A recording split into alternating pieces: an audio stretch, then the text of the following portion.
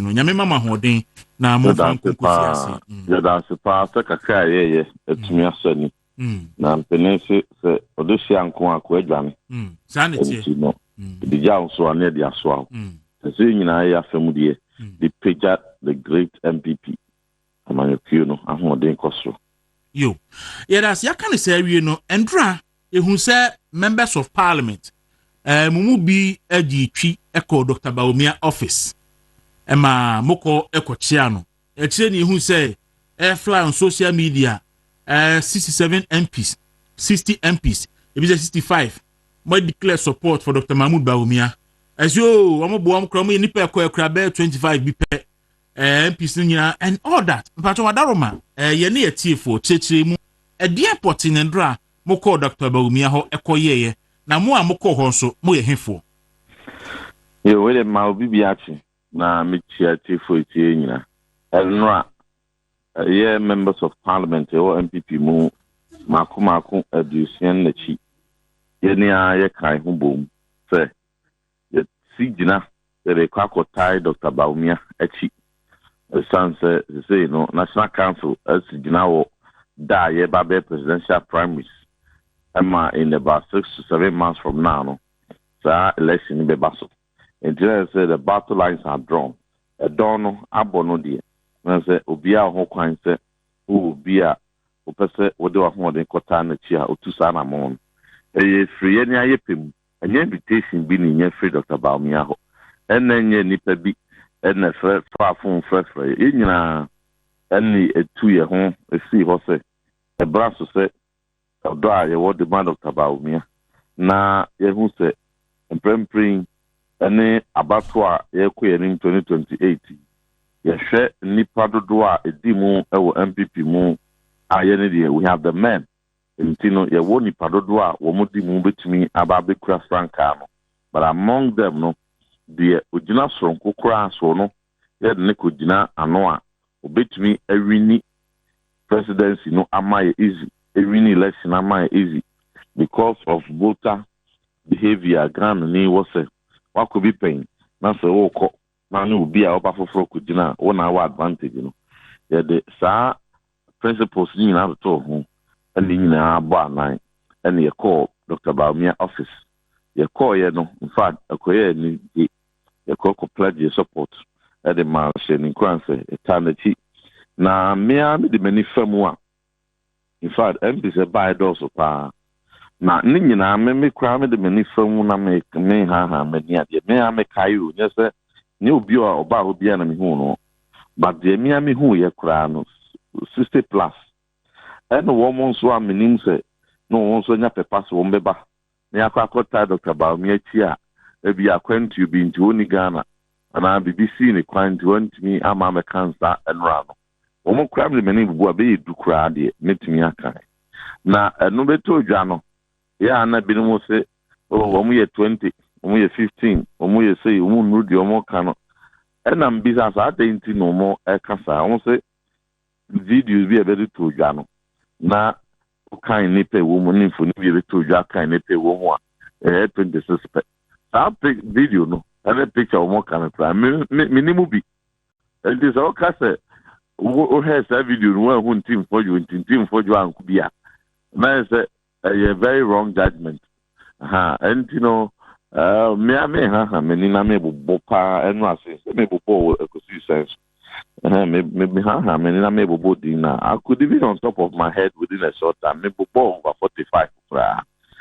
so we are many but you see the significance of the NRA is history of the party nature say your co-position party na ho den titru ekusi parliament you know in 96 was 97 to 2000 that was the first time I knew MP crowd parliament but because no one also 60 something or so 52 or 52 but that few numbers now no more parliament Sabreno na J Mensa Sabreno also Japan President Kufuor those days a lot of the big names but they were not suffer for them there were not many but and now say party na ho den no in opposition, was largely driven by Parliament MPs, na omoka omumbo dodo na ekotai President Kufuor.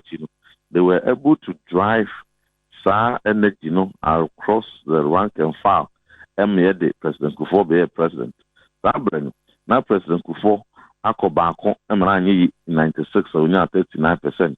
But MPs no dodo so much a pussy no to me some be a president. So and abekai a bra a co-opposition bill in 2009.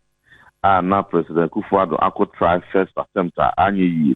At the time, the opposition, but MPs do no Parliament support to President Kufuor. No, it was very significant because my and soon could be better campaign. Let him be able to say MPs do no a tie opinion here. It is a signal say or no, and it said Nico. The sad Nico, and but young Papa MPs no do now. I'm proud that you start President Kufuor the third time, 2016, and a year my. And say fast forward 2024, that quite about also. Now the presidential candidate for Ako. Now only presidential candidate or NDC, which NDC or no, the fourth time and not all corona. It was natural say, or no being advantage over the first timer. It is Yakwan where we the opposition in 2025. Now say out of 88 MPs, no, over 60 MPs. I'm sorry. Aquaco support to Bawumia is by their own free will. Signaling say in the grassroots, overwhelming support, overwhelming confidence, the matter Bawumia say, would be an coalition now. Or no, why it will be the fastest way at NPP between a victory. Now, and also, say, I was saying in Kabum, near Jumadene, now, the Thai party, na yɛde tie Dr. Bawumia chi na otumi ewini mae ewia mpanimfo a omodi mu nyinaa a wonyina menamfo wɔn so ayi wɔn ti so mu gyina yi yɛnyina bɛka ho ɔde abom na tie Dr. Bawumia chi bi akɔyanim deɛ mɛsrɛ ne sɛ deɛ bɛma ayɛ mpapamu deɛ bɛma party no sɛbi nakɔnɔ yɛ akɔfo mu deɛ yɛnyina kwa but me na me move motion 4 days ago, our National Council for early primaries for the presidential. So, you to no first. Reverend Pato, before so be do hono, Bribi a tremuni say Dr. Bawumia a system candidate. Especially more anamu appointees, ne shemo. That was the allegation. Said mon supported Bawumia by force. And then NPP near Bem, system be any hobby. MPC a leadership and a shemo. Openi bi National Council for and a shemu say munko declare support for Bawumia na. See obi bia sabe ompe wasem wosia wasa na watia ne pa meboa. No kre. It is a nipa no pe bibi dia criticize wa. Na wo power obe use to establishment excuse. So we establishment candidate inti and na dodo na D3 and ya shape be as only in line. Now your opposition so and so why na shape. President Ben na shape. Government Ben system Ben na shape. Nino Dr. Bawumia Nentuye as the highest performing vice president. Ono one leadership power show and then said the Nentuye Neni Swadi Hunu at tear down so and a matter do na Ekokobwa. Is as a political party, you are in to win an election. And at all times, you have to put your best foot forward. It's a very sound decision and you take it. But the TBA won't internal democracy there. You will also find some reasons trying to criticize your decision. But the fact remains, whether in opposition or in power, Dr. Bawumia na dodo na a condon say, Yednebeko.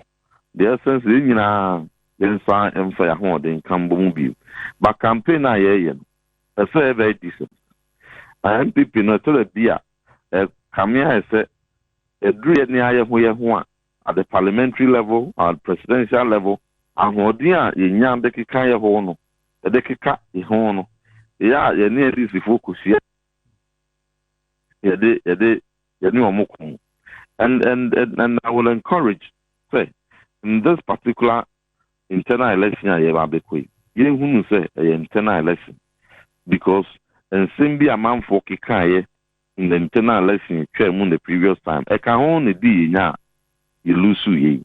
So we should all be mindful say whatever we say or do in this internal election, the records will be there. Our opponents will play it back at us. And to very decent. Let a baby, you baby, you know, between the home and time, the Tiaquacotono, now it's to me. I see. I feel yambra to a emotional movie or National Council saying Kotoba Ntim. And no, it was premised on 3 principles. But answer about principles, no, the because in 97, it was done. Yet to almost single out at presidential and first. There was a reason why yes, and a boy so and the COVID in 2000. So and April moon you see mu as National Council. The common SCGNB. No, me happening.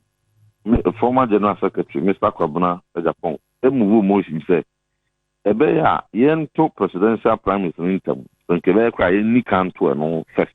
National Council did to any cancer, unfunded business would be a pan yet asset date. Yen train na Frank Davis Committee on Constitutional Amendment, EMFA, or more report to Metiga. Na yehu, woman's recommendation, proposals are man for. Shwese ebe sachaye we constitution no any other reforms are okay committee no recommend ya nya proposals ya share what the report will say answer is a study ya train and 4 days ago share National Council so Frank Davis Committee edon report betu gano one so a forceful recommendation say yen to presidential prime minister can Ntim and the proposals that was what it was pointing to. And on make other proposals. But proposals don't make it an underdoor nadia. A conference and according to the constitution, a bit to me as a suggestion. But according to Article 13 of our constitution, the National Council quine money taking decision or home the dates for the conduct of presidential primaries. No. And I mean, move motion say on the back of all the solid recommendations to report the grassroots press presidential prime intent now for the last time in term the last if we nothing to tell me diaba reconciliation ye because it was just barely a year to the election some by until this time I move say 31st January 2026, yen hold the presidential primaries. Now, it received overwhelming support. A month for in 2 hours, the debate won't be actually not doing the support to it. For the records, there was no counter motion. For the records, Matitis a bit of the name said, motion, now, the union in the by. There were about 7 presidential aspirants. Many who council meeting. Okay. And Bilmons or more close campaign allies. And Tinosenko will be if it's one motion in Yadria. And by the procedures of National Council, come to me as already, like I said, many Ntim Fordjour motion in Yaduma and Yadrin. Into me, finally counter motion say. Instead of 31st January, we propose to be 31st December 2026.